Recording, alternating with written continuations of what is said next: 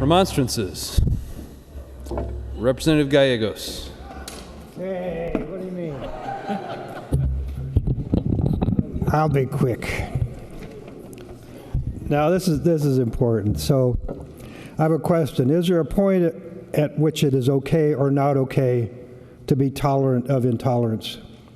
So I'll say that again. Is there a point at which it is okay or not okay to be tolerant of intolerance?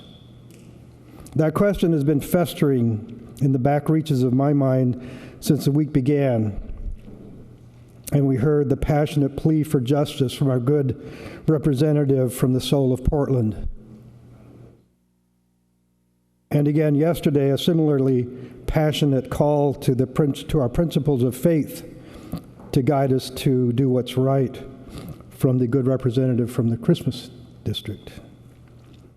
And also this week, we followed the bright minds and hard work of our fellow legislators who hammered out a pathway to implement a program that was previously illegal and magically made legal, but it's still illegal in federal eyes.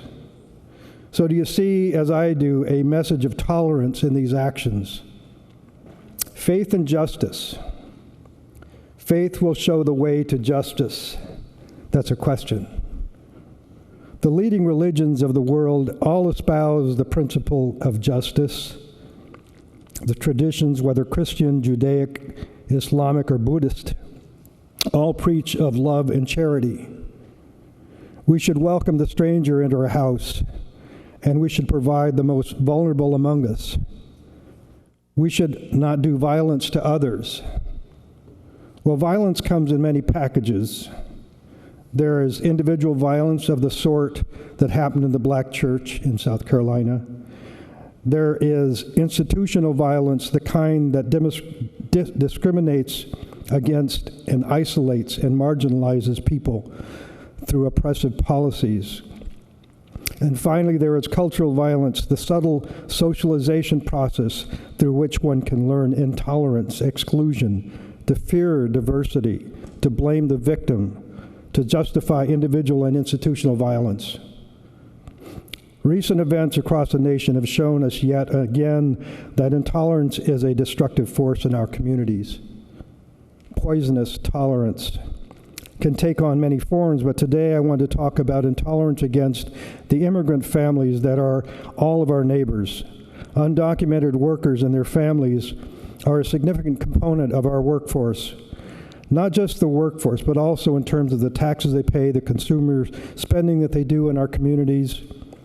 But even more than just part of our workforce, we're talking about families that are in nearly every way are identical to yours and mine, despite the bigoted and stereotypical comments to the contrary made by somebody named Donald Trump. Representative Gallegos, I'm afraid your time has expired, but it looks like Representative Frederick may be able to All right. pick up what you're saying. Trump. Thank you. Further remonstrances, Representative Frederick. Thank you, Mr. Speaker. Undocumented workers are no different from you and I. Their first priority is to work hard so that they can provide for their families just like you and I. They want what's best for their children just like you and I. They want their kids to succeed in school and to learn the skills that will help them thrive as adults, to have better opportunities than their parents just like you and I. This building is covered wall to wall with images of people who 150 years ago packed up everything they had and came to Oregon for exactly that same reason. So imagine for a moment the destructive potential on these families caused by inhumane immigration policies that tear parents away from their kids. Imagine what it's like as a parent. Imagine what it's like for a young child to have her father or mother taken away to God knows where for God knows how long. It's terrifying and heartbreaking just to think about. I believe that we must discontinue treating these workers as though they are invisible or worse, a target for scapegoating. We must implement policies that are humane, legal, and in the best interests of everyone in this state. I can tell you that as a parent, there's nothing I wouldn't do to give my daughter a better, more secure life. I know that the same goes for all of your children. It's a drive we all share, and that should bring us together. Tomorrow, on the steps of this very state capitol, a building that I think should embody everything that's good about us, there will be a rally celebrating oppressive policies against undocumented immigrants. The keynote speaker is Arizona Sheriff Joe Arpaio, who has been under multiple investigations by the Federal Department of Justice for racial profiling. I'm saddened and disappointed that our state capitol will be the backdrop for an event that will be used to scapegoat hardworking, undocumented families. In closing, I challenge members of this body to work with me over the interim to seek a pathway to a solution to the issues raised by our immigration policies, or lack thereof. Let us find a way to celebrate the growing beauty of our state that is a tapestry of ethnicities and cultures.